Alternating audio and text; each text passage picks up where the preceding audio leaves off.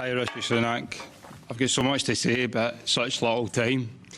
My name is John Watt, and I'm one of the COVID vaccine injured in this country.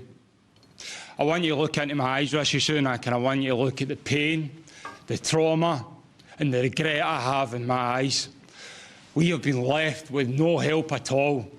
Not only am I in here that's vaccine injured, there's another man over there whose life's been ruined by that COVID-19 vaccine. I know people who have lost legs, amputations.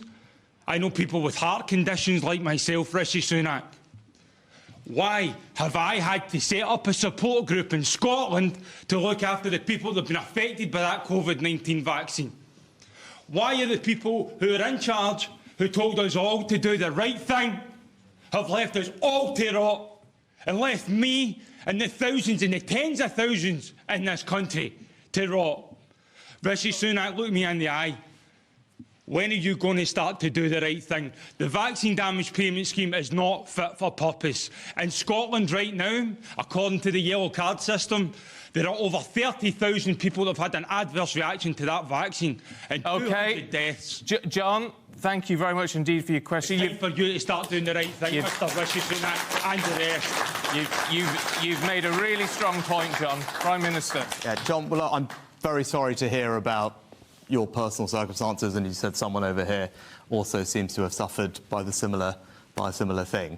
Now, obviously, I don't know about the individual situation that you're in. We're silenced. Well, on I don't. Social media and everything. Okay. We are silenced.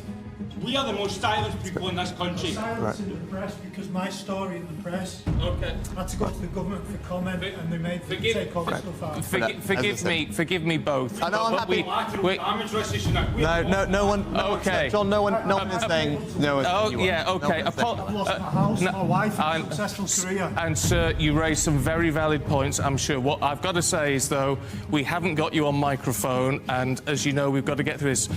I'm sure we can raise your points with the Prime Minister at a later date. But in the meantime, Prime Minister, if you cover the issue. I'm very happy to. So there is a vaccine compensation scheme that's in place, as you alluded to, in the NHS. Obviously, everyone individually will work through their cases. It's difficult for me to comment on anyone's individual case. I'm sure you'll appreciate that. I'm very happy to go and look at the cases, and I'm sure you'll get them to the team here. I mean, I'm very saddened and shocked to hear that you've been silenced by anybody. That is surprising to me, so please do get your details to Stephen and the team, and I will happily take that away. Of course, you should be able to speak about your experience, what's happened to you, and as I said, we have a compensation scheme in place for that, and I'll make sure that we're working through that. Obviously, I think you'll appreciate it's hard for me to comment on your specific circumstances, just not knowing them, and those things are... Forgive me, sir, we haven't got a microphone, so our viewers and listeners won't be able to... I think, look, the last thing I'd say is, we went through a pandemic, like everyone else.